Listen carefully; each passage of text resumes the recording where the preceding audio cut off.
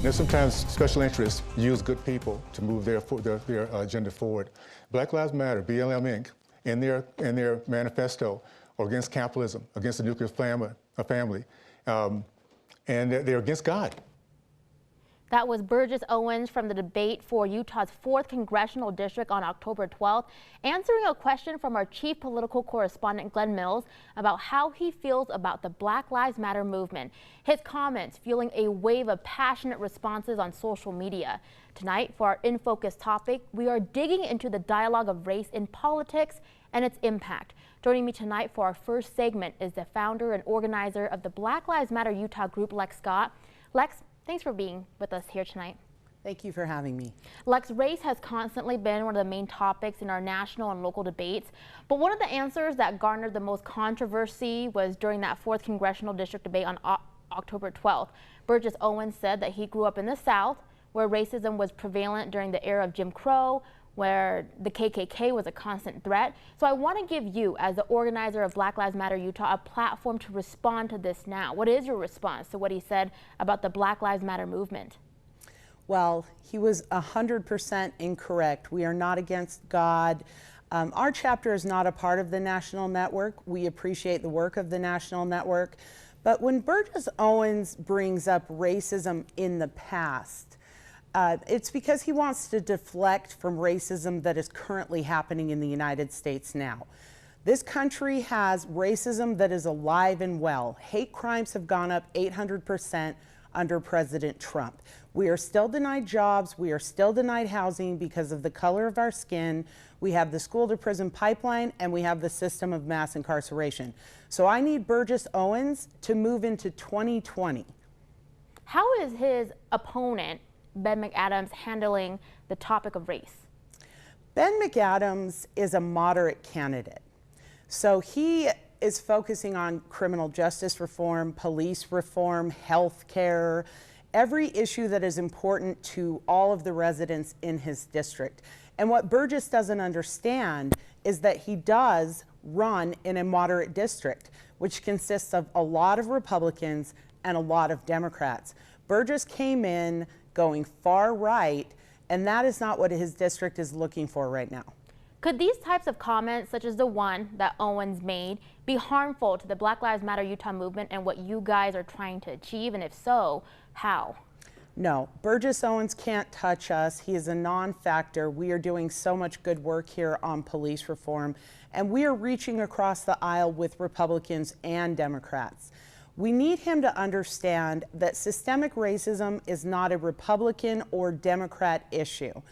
It is an everyone issue, and everyone should reach across the aisle to solve these problems. What are some misconceptions that you've heard about your organization, and what's the right information? Like just earlier, you clarified that Black Lives Matter Utah is not part of the national network. What are some other misconceptions, and help us set the record straight? Well, we are an independent chapter. We don't incite violence. We don't destroy property. Those are the rules of the chapter. We work on police reform. We have a summer camp for Black children. We have a ski camp. We registered inmates to vote, and we're also feeding the homeless Thanksgiving dinner. So I think there are a lot of misconceptions. We have white members, Black members, Latinx members, Pacific Islanders, Asians, Indigenous members. And I think that if people would hear us out, they would understand that we just want equality across the board. We don't want more rights than anyone else. We want the playing field to be equal for everyone. Moving now to the broader picture of elections, what are you looking for when you're hearing from our political candidates? What are you observing in the way our political candidates are addressing race in these debates? Have you heard anything that made your organization appeal to a certain candidate? Yes, you know, I want to hear about police reform. I want to hear candidates say that they're listening to the nation who is crying out for police reform. There are a lot of candidates that are working towards this. Sandra Hollins, Angela Romero, Karen Kwan, Janie Iwamoto, Derek Kitchen, Chris Wharton, Hutchings, Jake Anderegg, and Dunnigan. Jim Dunnigan is also someone who is open to hearing about police reform and reaching across the aisle. So we actually endorsed Republicans and Democrats in this election. All right, we have about a minute left. Hundreds of thousands of Utahns have already casted their vote. But for those who haven't yet, what would you say to them if they're still undecided on certain candidates and ballot measures? Well, if they're looking at race as a crucial factor, I would say ask yourself what they have done to help the Black and brown community in the past. Because we see candidates coming into our neighborhoods promising us the world. If they haven't done anything in the past, they probably won't do anything in the future. So look at their track record, look at how they voted in the past, and then make the right choice. All right, Lex Scott, founder and organizer of Black Lives Matter Utah, thank you so much for being here with us tonight.